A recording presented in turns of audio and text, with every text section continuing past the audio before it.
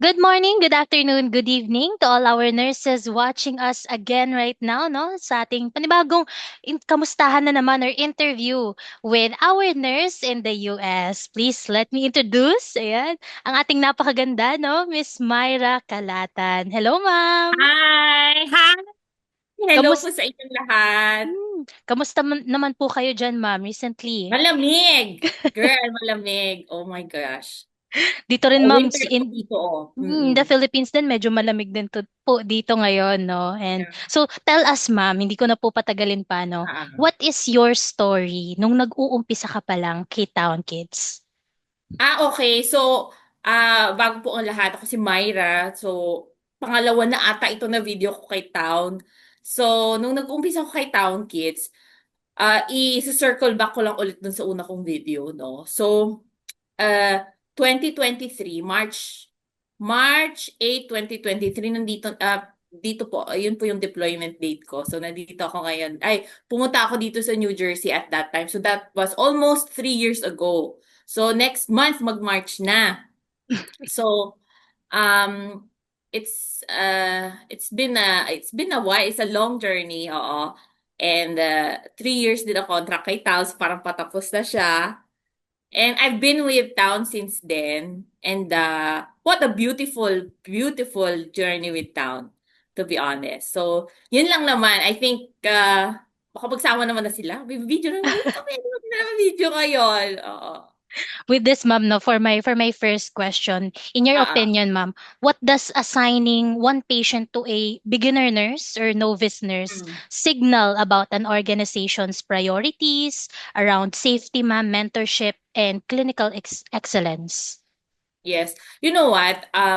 It's very important. Having had a background in management in the past, it's very important for an institution, even especially for this kind of agencies na nag-hire ng mga uh, professionals like nurses to be able to understand, assess una pa lamang kung ano yung ima-matchmake dapat nila yung skill set ng tao na yon doon sa trabahong gagawin nila. In fairness to Town, when we started, so syempre ako, ang background ko kasi was 7 years prior to Town, 7 years I worked with business process outsourced company. So Mhm. by then, although nurse USRN work yung ginagawa namin, it's purely office-based.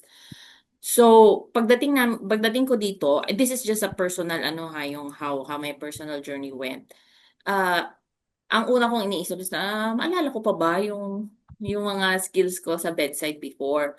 So, parang pagdating dito, parang ako, kahit na medyo may experience naman ako sa bedside dati and nagtrabaho din naman ako as nurse, kaso lang, sa sobrang tagal na, parang feeling ko nawawala siya. So, ang feeling ko at that time when I got here, para akong novice, para talagang beginner level yung ano ko. Paano ganun? Ano ba, marami na kasi nagbago sa healthcare industry. So, baka naman obsolete na yung alam ko sa or Mm. ganito pa rin ba? So, yun yung isa sa mga fears. And probably for those nurses na ganun din ang diyan sa ating sa Philippines, baka ganun din yung iniisip nila na, hala, paano ba yan? Ang tagal ko nang hindi nag-bedside, tagal ko nang ano. So, it's a very common story for most of us here. So, yung question mo about that, in fairness to Town, na skills, yung na-match niya yung skill set ko doon sa patient na binigay.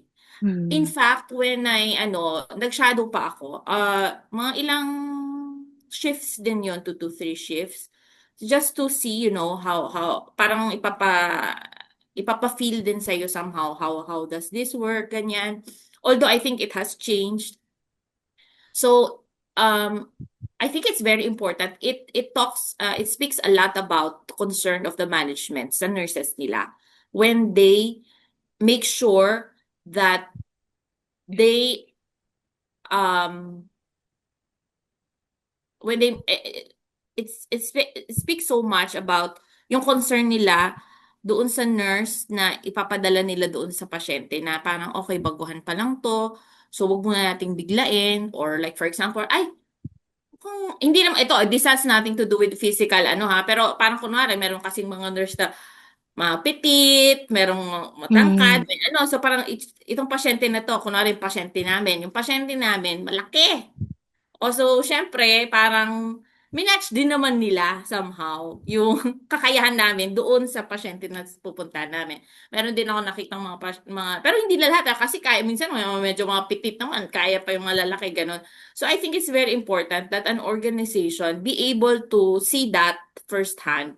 Hindi lang yung parang sige, ito yung mga nurses na to, A, B, C, D, dito rin sa A, B, C, D na pasyente without understanding that concept. Because ibig sabihin nun, parang kapag ka ginanon ka ay parang ganun yung way ng management to distribute a nurse to a certain patient, then, di ba, baka hindi maging successful yung relationship as a home health nurse and a patient and doon sa pasyente. Kasi skill set pa lang medyo hindi na match so parang ganun. Meron kasing mga, Mm. like for example, may mga nurses na magaling na magaling sa ganitong skill. So, kahit papaano, mamatch din nila kahit papaano, itong pasyente na to medyo parang nagmamatch siya doon sa skill set na meron si nurse. So, I think it's a very important thing that town thought about that. Shadowing, matching the skill set, yun yung importante. Tapos,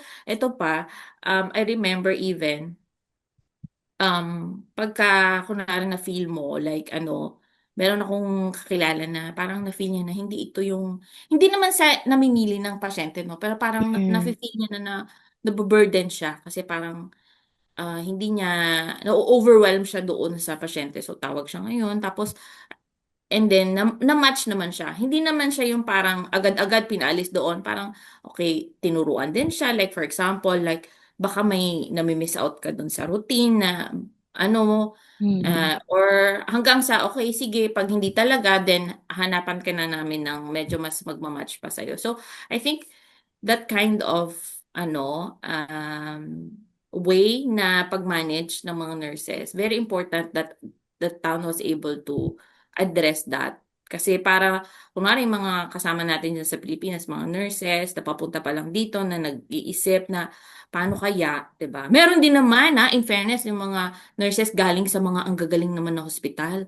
Magugulat ka, mga premium, mga ano talaga, mga experienced nurses, mga ang grabe yung ano nila, ang experience nila sa hospital, pero talaga sa mga pediatric ICU. Parang actually na ano ako dun sa mga background ng ibang mga nurses, parang wow, ganon. Hindi rin basta-basta tong mga nurse na to. Ay, fair naman to, ganon.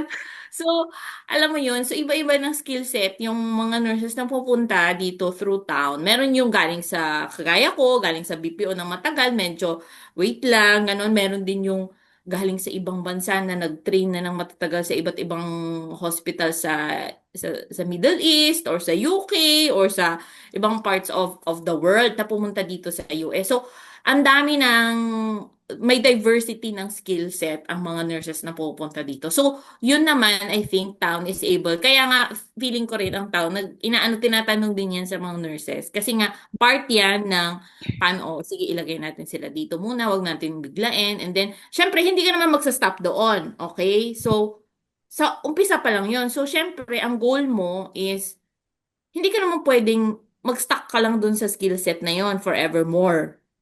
So, ano yan, as you go along, bibigyan ka rin naman ng mga ibang pasyente na para ma-improve din yung skill set mo. So, with that question, I think it is very important na um, uh, a town understood that from the very beginning. And it shows na talagang they have empathy for nurses of different, of diverse skill set na pumupunta dito. So, yun lang. Ayun, haba nung ganito na naman, haba naman ng nasagot That's ko.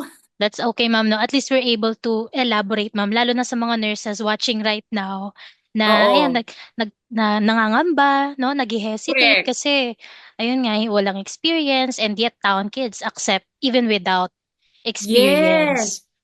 With Okay, mm, sorry, let me give you no. So, yung previous na video ko, sabi ko, ba't ba hindi kailangan ng experience dito? Minsan kasi 'di mm, ba, kasi baka maano nila, kasi nga tugod tibot, pero baka hindi kailangan yung sa ibang agency kailangan may experience. Totoo 'yan. Meron akong kaibigan nagpunta mm. dito sa Amerika, pero bago siya pumunta ng Amerika, kailangan niyang magbuno ng ilang hours of work sa hospital.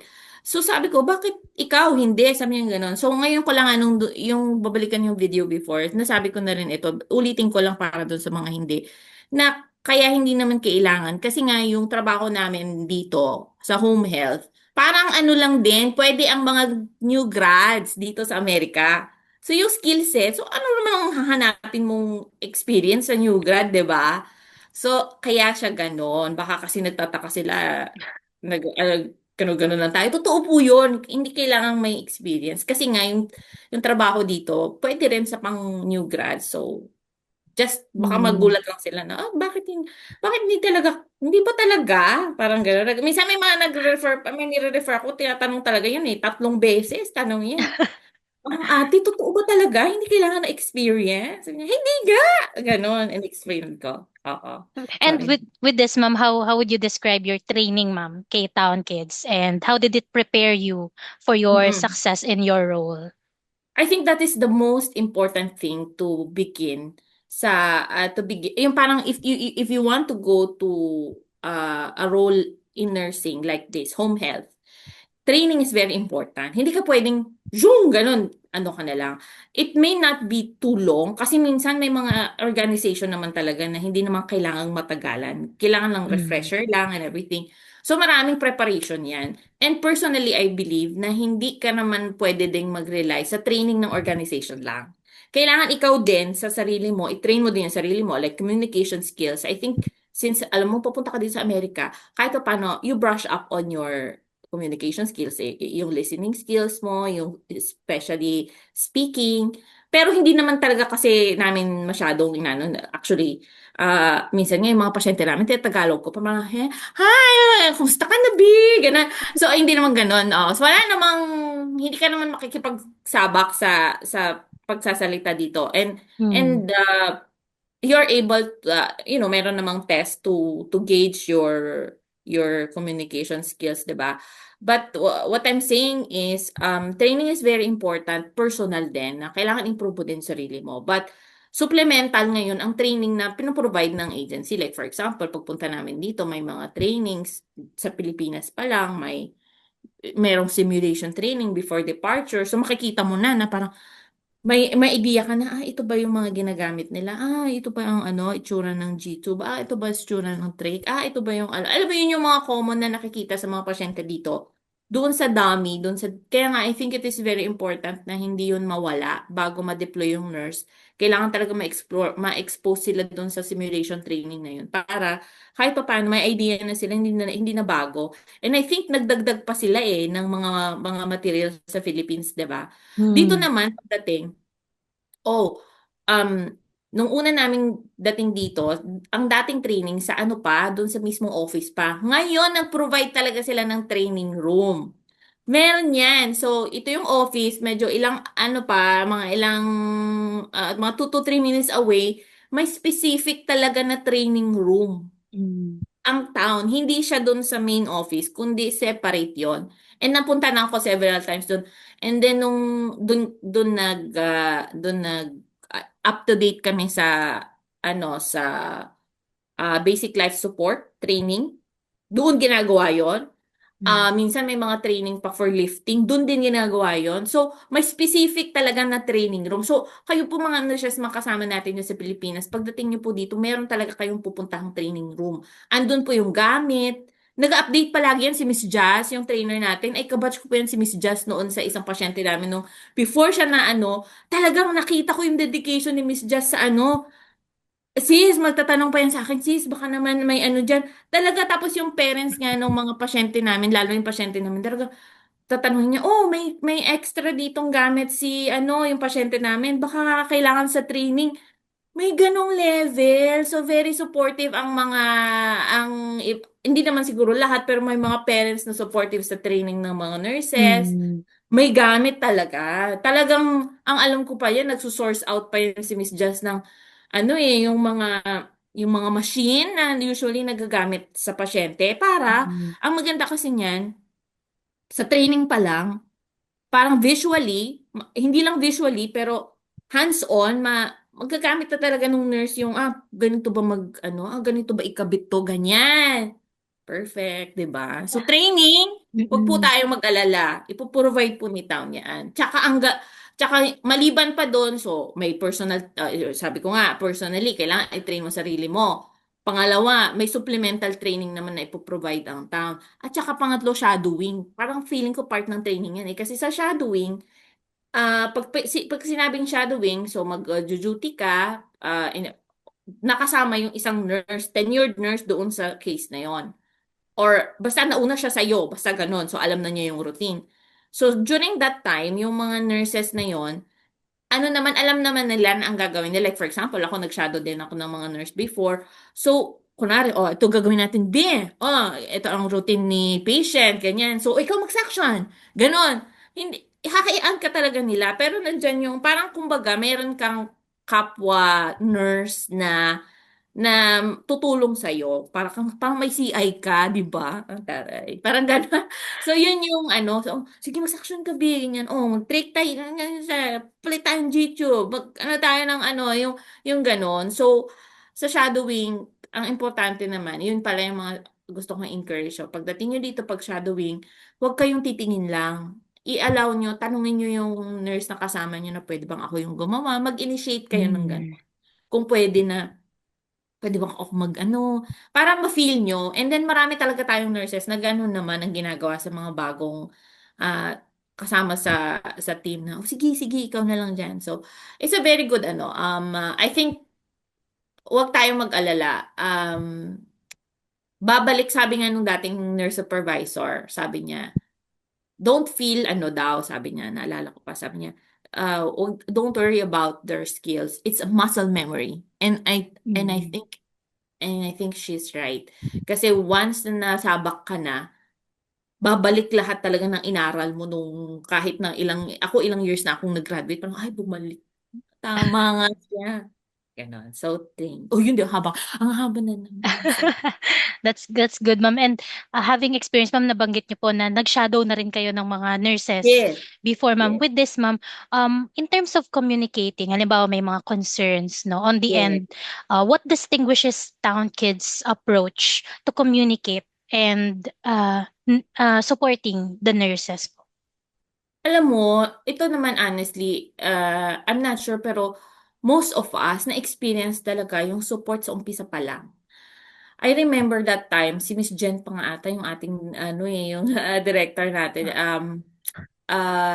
Sabi niya, okay, pag may concern kayo, tawag kayo sa case manager o sa akin, o mas open talaga ang communication lines para sa support. In fact, may Mm. mga GC yan, group chat, ang bawat nurses. I-add ka dyan. And hindi lang siya for the purpose ng, hi, hello, my day ako sa inyo ngayon. Hindi siya ganun. Very ano siya, it's a communication platform for nurses. Kasi minsan, alam mo, ng mga Filipino nurses, Facebook Messenger, mga ganyan. So may ganun, may mga, pwede ka sa Messenger noon. Meron din talaga yung, uh, meron mga, ang tawag nito, i-make sure talaga nila na sasabihan nila na yung case manager, huwag kayong do not, parang do not feel shy, embarrassed kung ang dami yung tanong. Tanong kayo sa case manager, sa trainer nyo. Oo, si Just, alam ko every time yan eh. Basta, alam ko, kunwari, may mga bago kami kasama, di ba? Parang, may message daw yan. Kung hindi sa amin, hindi kami sasagot. Si Miss Jazz daw, si trainer nila. Ang galing, di ba? So, in terms of communication and support, open ang lines ng mga case manager, kung mga nag-umpisa kayo, trainer, kunwari may gusto kayong i-clarify na during training, ay ano nga po pala yung ano, ganun. So, open ang lines ng mga support open ang lines at ng communication para sa mga nurses na papunta dito na magtatrabaho bago pa lang. Even, even hindi lang sa ano ha, hindi lang sa sa trabaho. Pero outside of work, meron din. Yung support na Hmm. binibigay din ng town in terms of mga employee engagement. May ganyan, parang medyo mahirap siya, very challenging. Kaya alam mo na, I really appreciate yung, meron ba ata talaga silang hinire na maggagawa ng mga engagement ng mga employees. May coach Mm. up care din, ewan ko lang kung ano nila, pero may introduce sa kanila yon. May app, parang siyang app na andoon yung mga ano, yung pwede kang para siyang andin, social media platform na specific for town. So andun yung mga ano, tapos every now and then makakatanggap kami ng mga survey, yung mga ganon. So dun sa survey Mm. naman, sasabihin mo dun, tatanungin kasi yan ni town na parang, happy ka ba sa ginagawa mo ngayon? Yung mga ganun. So may mga Mm. ganun. So sasagutin natin dapat yun kasi part of our ano engagement para malaman din ng management at paano ba ano bang nararamdaman natin. Ano ba yung ano dapat ina-answeran natin yung survey din na yon Mm. kasi ano para malaman nila ay hindi na pala siya masaya. So magugulat ka na may tatawag sa yun yan, say B, agad. Pero hindi, I mean, I think the survey is very important to you engage yourself kasi sa home health wala ka namang ano, wala ka namang nurses station na marami kayo na nagchichika-chika na pag-break time. Walang ganun sa home health ikaw lang at saka yung pasyente mo at saka yung family nila. So I Mm. think it's very important na we are also intentional in terms of yung pag-engage natin sa management para alam nila. And then also, pag may concern tayo, dapat merong ano, may case manager. Alam mo, we have to reach out to these people. Sa email din, sasabihin nila pag may mga bagong part of the management, nakakatanggap kami ng email na yan na, please welcome our ganito, blah, blah, blah, she will be part of. So, alam mo na, part siya ng ano, so, sa kanya kami ano, di ba? So, dapat, I mean, I think in this situation, I want our fellow nurses dyan na papunta pa lang dito or gusto pumunta dito, na meron po tayong lines of communication na pwede nating sabihin, hindi po closed door ang HR dito, o di ba? Talagang open, talagang email ka pag kailangan mo, tawag ka, text ka, mga kasama mong nurses doon sa ano na yon. Gusto may problema ka doon sa pasyente, ano bang gagawin kong next, ganyan. Oo. Alam niyo, ultimo pati yung meron akong pinuntahang pasyente. Hindi ko alam paano i-open yung door. Sabi ko, punta na ako sa labas. Yung door, hindi po nakakabuka. So, hindi ko sumasagot sa family. Ang mga ano, ang support sa akin, yung mga co-nurses, naku ma'am, sige lang, pasok ka lang dyan. Ganyan. Ano, tulog pa yung mga yan, pasok ka lang. Sabi niya, oh, yung mga ganun, di ba? So, mga maliliit na bagay, but these are very important na hindi ka nag-iisa, may mga support system na nandito. Hindi lang pamilya mo. Kung wala kang pamilya, hindi lang yung mga kasamang mong nurse, may management pa, may engagement, may employee engagement na ginagawa ang town para kahit papano, mahirap mang pag-match-matchin yung mga schedule ng nurses, meron at meron silang, yun ang mga, kung, yung mga pwedeng pumunta, punta, yung mga naka-duty talaga, they try as much as possible to accommodate everyone sa mga ganong Mm. activities. So, I think in terms of communication and support, hindi naman nagkulang. Siyempre, hindi naman perfect din ha. Siyempre, meron yung part na baka hindi napapansin, yung ano ba, parang, ano ba yan? Nag-send ako ng ano, hindi pa sumasagot. Ang importante lang dyan is na follow up ka. Kung pwede mong follow. Yun, na-miss out lang pala yung sinabi mo. Para may kasama ko, may, hindi pa naaano yung ano ko. Baka hindi nila, ba't yan, hindi nila panansin. So, kailangan i-remind lang natin sila na, nag-follow up ka ba? Follow up ka lang. Ay, oo, nasagot na. O, di ba? So, minsan kasi, syempre, ang dami naman din kasing, ano. So, kailangan, ano din, dapat follow up, ganyan. Kulit-kulit ka rin para pansinin. Ang dami ko na namang sinagot. Oh my, pero lahat It's yan na based sa experience talaga. So it's good to know, ma'am, na talagang even the smallest concerns, ma'am, no? Yes. Pagpasok sa pinto, ayan, na-address naman. Parking, girl! Wala akong parking. Saan po ako magpa-park? Drive ka, ganyan. Kasi yan yung mga, even the smallest details. You can actually, it's not something that you should be embarrassed to open up.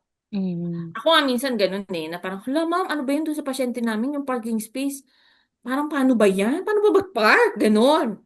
So minsan, pati yung mga ganong bagay, imagine mo, hindi naman siya rin, ito, perfect example, nung winter, okay, This is a very, very fresh encounter.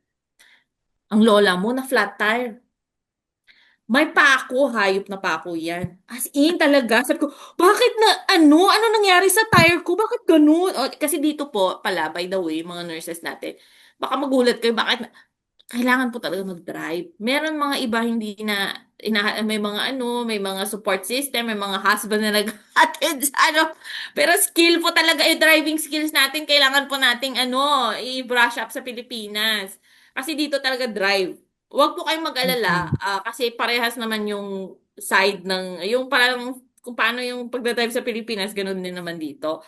Pero like for example, nung experience ko ng winter, kasi sa winter daw, marami ang gano'n na medyo umaano yung tires mo pagka malamig. Girl, tawag ako ngayon sa town. Alam mo kung sino kausap ko? Sina Tali, sina yung sa scheduler, yung HR. Para lang sa flat tire, ha? Sabi ko, hello, yung somebody help me. Parang kasi una, kailangan kong sabihin yun sa schedule. Malilate ako eh. Tawag Oo. ako ganyan. Tapos syempre mag-aalala talaga sila, oh no, what happened? Oh, ano lang, sige, punta ka sa ganito, ganan. Oh, di ba? Girl, ano naman kinalaman ng flat tire ko? Pero ganun sila. In fairness naman sa kanila. Parang, ikaw as a nurse, I think you just have to explore ways on how to communicate. They really are very helpful. Ay naku, thank you so much mga HR natin. Ang kulit ko talaga sa scheduling. Uy, ganyan, si Miss si Rose Ann. Ay, shouting to na Miss Rose Ann. Pagka yung sa state-wise, hindi ako makalagaw. Tawag talaga sa kanya, Madam, ito na naman tayo. Pag nag-update ang hindi ako makalag-out. Ganun. Support, communication, and fairness kay tao. Binigay talaga Mm. nila. Even, sabi ko, even the tiniest detail. Because the smallest detail sometimes makes or break your day eh. Kasi hindi lang I mean, pag sa pasyente ka, syempre alam mo na yung gagawin mo. Pero may mga bagay na hindi ka alam lang, yung mga maliit yan, parking space, flat tire, Mm. ano pa ba yan? Ang dami na minsan kapag hindi na-address, nakakadagdag sa iniisip mo sa araw na yon. So anyway, o di ba? O, I perfect agree example. with that. Sabi ko sa iyo eh. Mm. With this, ma'am, what do you find most fulfilling, ma'am, about your work as a home care pediatric nurse? Oh, you know what? Sabi ko nga, nung unang dating ko pa lang talaga dito, home health talaga is not really something very common sa Pilipinas, 'di ba? Mostly sa atin Mm. diyan pag ang mga nurses diyan either ospital, sa BPO, pwedeng company nurse, school nurse, ganyan. Parang private duty nurse, very very rare kasi 'di ba? Sino lang naman ang may kayang ng private duty nursing sa Pilipinas, 'di ba? Well, dito ang daming ganun. Ito yung parang tinatawag nilang minsan kapag na-overwhelm ka na sa sa work sa medyo high stress facility like for example hospital o o mga long-term care facility. So ang home health kahit papaano medyo mas kalma Mm. yung. So yung question mo regarding one of the most ang maganda sa home health, ang pinaka-fulfilling hindi lang dahil makalma yung environment kasi 1:1 eh. Pasyente mo lang tsaka ikaw tsaka yung pamilya nila. Ang siguro ako 3 taon na kasi ako sa pasyente ko. Kami yung pinakauna. Hindi ako yung OG nurse pero one of the OG. Parang pangatlong shift. Kasi yung unang nurse dyan, si Elfie. Tapos sumunod dyan ata si Jazz. Kasi si Miss Jazz. And then si Christine. And then ako. Pang-apat pala ako, girl. O, pangatlo. Basta ganun. So, hindi ako yung original nurse ng pasyente namin.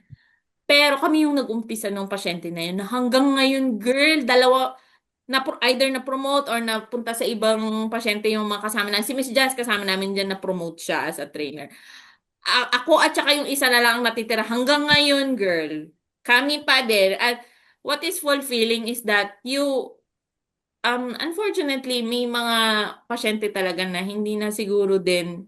Meron yung mga maliliit na kailangan at that time suportahan mo kasi nga baby pa lang sila, ang dami nilang baka may mga complications sila. So, minsan kasi kunwari yung kasama ko dito sa bahay, si Ate Irene, meron siyang kumbaga pinag-graduate ang tawag nila doon eh. Kasi parang inalagaan mo, tapos medyo okay na siya. So, yun, yung isa pa yun si Ate Irene.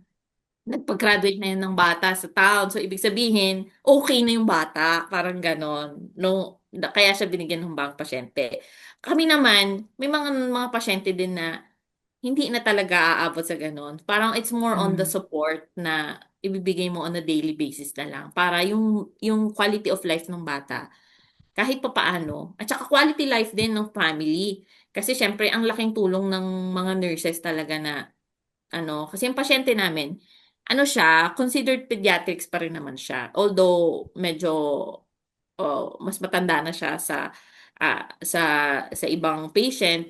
Pero, pediatrics pa rin yung, niya, yung mga doctors niya and everything. So, ang pinaka-fulfilling siguro is yung, dati-rati kasi hindi naman ako ma-attach-attach sa ganyan. Alam mo, sabi kasi nila, wag daw ma-attach-attach. Yung emotional ba, kahit professional ka rin, pero alam mo sa home health, ito yung na-realize ko. Kasi ako hindi naman ako talaga emotionally attached person. Mm. Kaya, tsaka mahirap din maging attached bilang nurse. Kahit sa yan, sa hospital man yan, kasi mahirap din yun.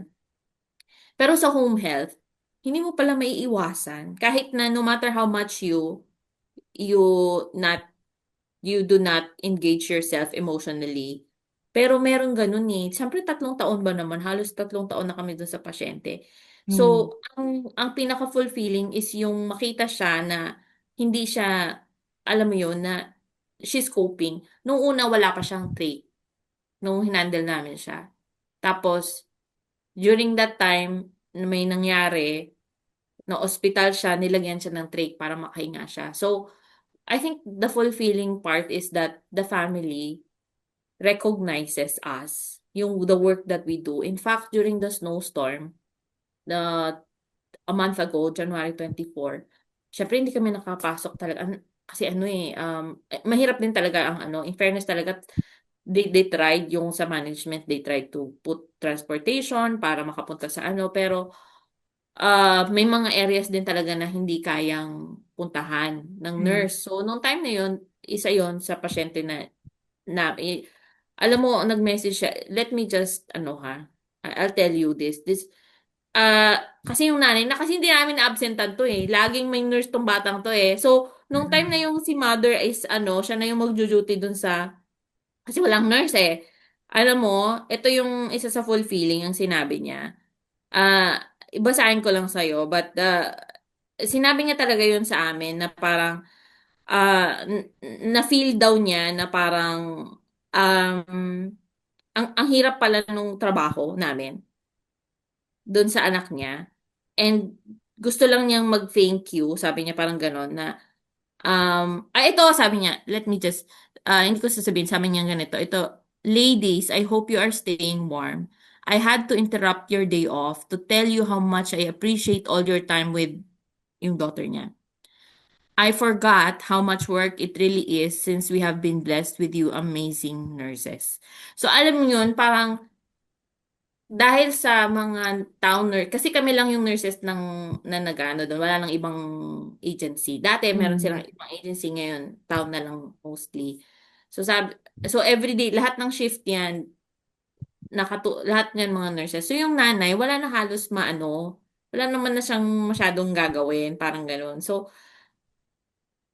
nakalimutan daw niya na, ay, grabe pala yung mga trabaho dito. So, nung na-receive namin yun, all the time naman, ganun, very appreciative talaga yung family. I think it's one of the most fulfilling experience with home health, is yung connection mo with the family. Tapos, meron pa kaming yung third year dinner. May engagement dinner ang town na ginawa sa mga pa-expire yung contract or mga magti 3 years na lahat ng mga nurses na nakarating dito ng 2023. Nagkaroon kami ng dinner like a week ago, February 2nd, gano'n. Alam mo, may video doon. Halos lahat ng pamilya ng mga nurses, lahat ng mga family ng mga patient ng nurses, nag-send kasama yung family ng nurse ng patient namin. Lahat sila sinasabi nila family. You are family. Parang I think that's one of the most fulfilling part of a home health nurse. You become part of the family nung pasyente. Kasi ano ka na eh, parang andun ka eh. Nandun ka sa life nila, nandun ka sa life ng pasyente. So, ayun lang. I think yun yung ako 3 years now, going 3 years as a home health nurse. I think that's the most fulfilling to be just part of it. Na parang talaga Mm. family. Regardless of your race, your religious belief, sasabihin nila yun na pamilya ka, 'di ba? Parang kahit yung kulay mo iba. Totoo ba? Parang and genuine yun ha. Hindi mo mafe-feel na ano lang yun na parang chika-chika lang yun. Hindi. Parang ano mo tayo, pinaparamdam din naman nila. Daming ganun. I agree Simpleng. with that, ma'am, no, na parang in all the years na makakasama mo yung patient, no, and the family, talagang mapapamahal ka na rin po dun sa Kaya patient. nga. Part of the family ka na din, ma'am. And with this, Ito, ma'am, is, bigay ng ano, pasyente ko. Yung ano, ay, ito post, ano, yung, oh, may iba ganon. May salt lang pa ako, B. Ang mahal-mahal nito, Himalayan salt. Ah, di ba? Laging may ganyan. Di ba? Hindi mo naman hinihingi, pero mm, nagbibigay sila.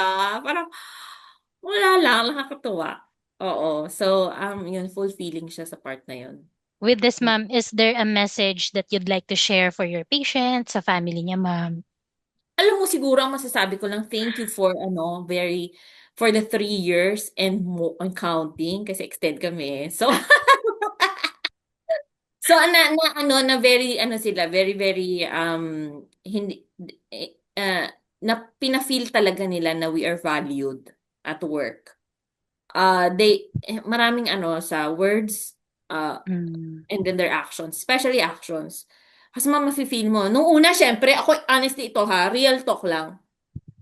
Nung umpisa, syempre, siguro din, may guard. Syempre, anak nila eh. Tapos, medyo may na-experience ding hindi maganda yung pasyente namin sa ibang agency.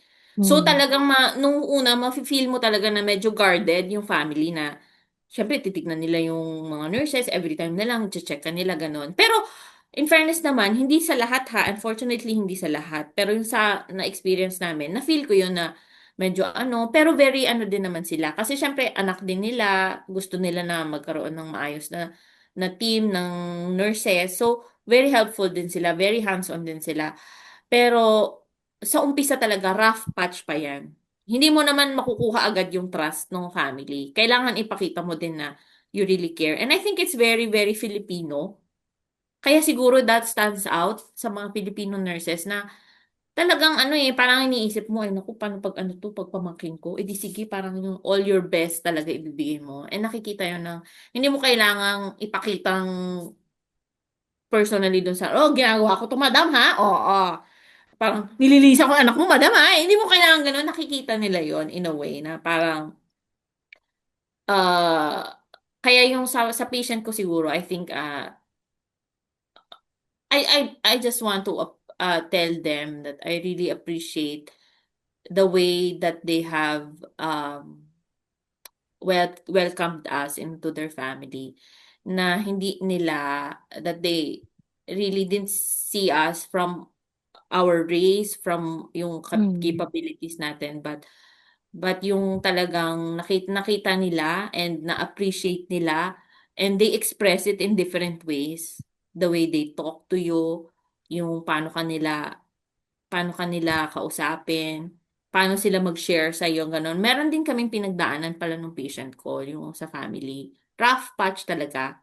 Talagang ano ha, mm, sinabi ko rin naman sa management na may ganong issue, pero it, darating ka kasi yun, parang pamilya talaga, meron talagang bump na road, mm, pero it's really communication nagagawa talaga siya sa pakikipag-usap, diplomasya, boundaries, professional boundaries. Kasi minsan may mga pamilya din na parang, teka lang, wait lang. Parang over naman naman, DMs, wait lang, ganun. So, kailangan din may professional boundaries. And I think dito sa family ng patient namin na to, they understood that very well. And kaya siguro hanggang ngayon, kami pa din.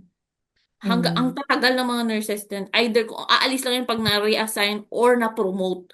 Pero doon mo makikita na they are really really very ano appreciative of the work that we do. And so thank you. We just give it parang ano lang give and take. We give back. Oo. Parang ganun. So, yun lang. Hmm. Saya. You mentioned, ma'am, na nag-extend kayo ng stay Yes, kay Town oo. Kids, ma'am. And balita ko din, ma'am, you'll be having your homecoming po Yes, next dear. week. Oh my gosh. Ganun. Can you Oo, tell us about it, ma'am? it's a very easy decision to extend because syempre hindi naman yan ano, alam naman namin na mag-end na yung contract. At saka ano ha, hindi ko alam pero I don't wanna although that's the easiest way to describe it. Pero in fairness kay Town, hindi naman siya kontratang-kontrata pag nag-extend ka. It's an offer, parang i-offer may series of ano yan. So before ng end of contract. Kasi ang end of contract ko, March, ano pa, somewhere. So, nakalimutan ko actually. O, di ba? Sa sobrang tagal, nakalimutan ko. Anong date pala yun? Basta March yun.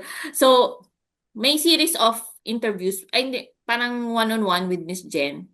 So, explain niya Mm. sa'yo na, oh, ito ang mangyayari, ito yung offer namin sa inyo. So, pagbabalikan niyo yung video ko, di ba? Ang tanong kasi sa akin doon ni Miss Janica dati, sabi niya, Ma'am, ganyan, ay, if the price is right, sorry naman, pero syempre mahirap pa i-discuss yung ganun. So, it's an easy yes because number one, gusto ko kasi yung trabaho ko. Masaya ako dito sa trabaho ko. And hindi dahil, siguro, okay, siguro sinasabi nila comfort zone and everything. It's okay. May ganun talaga. Parang nga siyang comfort zone na, pero hindi naman yung static na doon lang. Hindi eh. Parang, ang dami ko na namang natututunan dito sa pasyente. Kasi ang dami ng development din kahit may ganun lang. Parang ang dami nangyayari dito. So, ikaw, yung clinical assessment mo, ano ba to? So, yun, nasa-sharpen din naman siya. And Mm. then, it's an easy yes because the price is right. Parang okay na siya. Parang masaya ako doon sa in-offer. Ganon. Ay, di ko sasabihin ko ata, pero ano, ang ganda, parang nagustuhan ko yung ano, yung mga in-offer nila. So parang sa akin, and also, okay, ito ha, it's an easy yes kasi syempre uuwi nga ako. Alam nyo ba, and hindi naman sa ano, pero nasabi ko nga kay Miss Mindy, yung CEO natin, nung dinner, sabi ko, you know what, ma'am? Sabi ko ganun. You know what, Miss Mindy? Sabi ko ganun. Did you know that I was able to build a house for my mother because of town. Kasi totoo yun. Alam nyo, yung bahay namin, mga mas patanda pa sa akin. So, kailangan na talaga. Akala ko ng renovation lang dati yun. Pero hindi demolition na kinailangan niya. Demolition. Hindi kailangan magpatayo ka. Eh, syempre, magpapatayo ka ng bahay. Napakalaking perang magagastos. So, anyway, yung details, medyo stressful ang details ng pagpapatayo ng bahay. Pero, ito lang, hindi ko yan nagawa kung at hindi ko yan magagawa kung nasa Pilipinas ako. Yun yung sinasabi ko, share ko sa mga kaibigan ko. I was able to do it because I'm here in the US and I am able to earn a living na kayang isustain yung pambayad doon. Mm. So, walang milyon-milyong pera sa bangko doon sa Pilipinas. Alam mo paano ko napatayo yung bahay na yon? Nag-loan din ako nag-loan ako kay Town. Minsan, yung may pa-loan ng Town ha, in fairness, employer discounts. 0%. Ay, talaga, kapal ang mukha ako, nag-loan ako sa ganyan. Pero sinasabi ko talaga na yung purpose doon. Tapos weekly kasi ang pay. Eh Mm. kami, yung mga binabayaran naming tao, ano din naman, contract sila, so pwedeng, pwede papadala ako sa Friday. Ganun, ganon. Tapos syempre, hindi naman kakasya na yun lang ang pera ko. So, actually, nakapag-loan din naman ako sa institution dito sa bank, ganun, which is very easy din pagka okay ang credit history mo. So, makakapag-loan ka. So, nakapag-loan din ako sa bank dito para makapagpadala ko. Pero yung pinangbabayad ko doon ay sweldo ko lang kay town. As in, OT-OT lang dyan, Mm. gano'n. Kaya lang din medyo sakripisyo. Siyempre, priority kasi natin iba. So, ito yung goal ko. So, may masa-sacrifice din ako. Like, for example, leisure. So, medyo minus tayo sa travel kasi ito yung finocus ko talaga. So, imagine. So, ayun na, girl. Pwede nang tirhan. Hindi pa siya tapos, pero pwede na din. Masaya na ako. So, kaya ako uuwi kasi nga, ano tayo, magte-Thanksgiving tayo, warming house dedication, dahil sa town, I just wanted to share it with everyone, no. Ako, maayos ang sweldo ko nung before town. As in, kontento na ako sa sweldo ko sa BPO. Kasi sa BPO dyan sa Pilipinas, malaki talaga ang sweldo ng mga USRN. Pero, tatlo, 3 out of 3 of my friends na nandito na galing sa iisang process dati, sabi nila, oo, te, hindi natin, yung sweldo natin doon kahit mataas na, mas mataas dito. At saka kaya mo talagang mag-ipon para may ipagpadala doon. Hindi yun pagyayabang, tanongin nyo lahat dito, sasabihin nyo na, kasi ako din eh. Pero may sakripisyo lahat naman. Sabi ko nga sa inyo, you have to give Mm. up something to be able to accomplish something. And I think, ang remembrance ko kay Town is yung bahay. Oo, syempre may utang pa ako na utang din ako sa kapatid ko, pero babayaran ko din. Pero Town pa din naman sa kay Town pa rin naman galing yung pambayad ko. Sa totoo lang, ang Panginoon napakabuti. Talagang alam nyo yun. So, yun, I wanted to share that because it's a very big accomplishment that I was able to do because I work with Town. I work long hours too. Hindi naman ako nag-stop lang sa minimum hours. Talagang nag-OT din ako para ma-achieve ko yon. Kasi nag-start pa lang ako 2 years ago or one and a half year ago.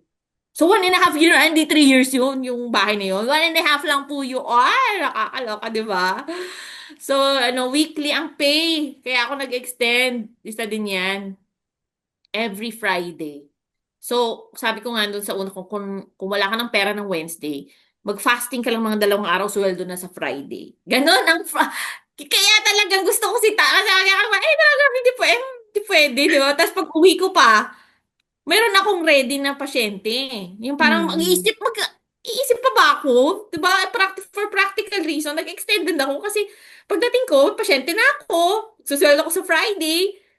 Diba? So it's a very easy yes. Uh, and alam mo yon, hindi yan experience ng iba, but personally to me, it's a very easy yes. And so I'm very, very thankful to Town for giving me a good life talaga. Sabi ko nga doon sa una kong video before, it is an answered prayer. Town is an answered prayer, and it remains to be that way even to now. 3 years later, it's still the same. It's an answered prayer and it continues to answer all my prayers, 'di ba? So, thank you very much po sa town kids for bringing to life the dreams I have in mind na talagang in reality magsi-share ang picture one time. Hindi siya perfect ha, yung bahay na. Baka sabihin niyo mansion mo na. Ay. Sige, ma'am. Titignan ko po yan, Pero ma'am. ano siya, very decent na two-door complex. May pa-basement. Siyempre, Baguio City po kami, kaya talagang pa-basement. Kasi pero yun, one of the biggest accomplishment I made with town is because of that. Not the cars, not the bahay. Wag ka, girl, sa iba dito, may bahay na sila dito. Mas grabe naman ang accomplishment nila. Ako sa Pilipinas. Pero yan, yun yung mga ko, and that I'm very thankful to town. Really, without kidding or walang whatever. Totoo yun. Yan yung one of the things that I'm so, kaya yung bahay namin na yun, katas ng taon talaga. Opo. As in. Congratulations, ma'am, to your house blessing for this next week na, ma'am. Oo nga. Hindi naman, mga end of the month pa. Pero I mean, pag-uwi ko, yun yung goal.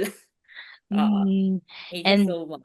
syempre ma'am 'no, hindi lang naman po si Tao na naging blessing. Of course, it's the other way around as well. Naging blessing din po kayo kay Tao, ma'am. And with that, we are really grateful as well, ma'am. Lalong-lalo na po at naging help po kayo sa family, no? Most importantly sa patient ni Tao and Kids. And with this, ma'am, sa mga nurses po na nanonood sa atin ngayon, would you recommend Tao and Kids to them and why po? IG. You know what? Actually, yung question na yan, hindi naman yan mahirap sagutin sa akin. In fact, I have 5 nurses na ni-refer. Yung isa parating na dito, B, next week. Kaya lang hindi kami magkikita kasi nasa Pilipinas ako. Hi, Adriel, brother. I'm so happy. Actually, may nauna pa. Okay, si Julien. Kaya lang, for some reason, hindi natuloy because of some injury, physical. Pero it's not town. Talagang naka-ready na yung pagpunta niya. May ticket na nga siya eh. Papunta na siya dito Mm. kaso nga lang for some reason baka hindi talaga time. But Town has been very very gracious about the whole process. Talagang sabi ko sa kanya, girl, just be honest, tell them, sundin mo lahat ng sinabi ni Town sa deployment and everything, and then you'll be fine, and she is fine. So, number one, wag po kayong, yung mga nag-iisip pa, go ahead and file it. Sabi ko nga, pag mga may, kunwari, nagpo-post ka ng we're recruiting, sinishare ko yan sa story ko. Oh, di ba?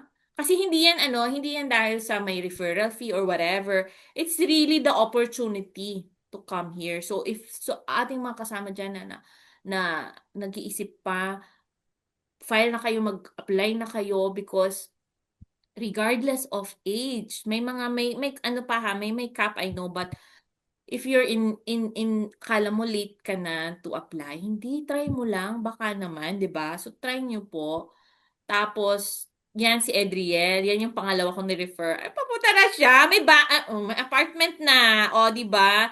Over the phone. Ano kami, ano na, yung family niya kasama niya. I'm so happy for them, really. Tapos meron pa, may mga parating pa. Tinitignan ko ang mga PD. Sabi ko, nako, itong si ano, o to, yung pamangking ko. So 1, 2, 3, 4, 5, halos 6 ang ni-refer ko sa town. And more pa for sure. Naghahanap lang ako ng mga because the experience I have, hindi man ako ma-post sa Facebook kasi nga ay nako, hindi ako nakakapag-post sa Facebook kasi natutulog lang po ako niyan.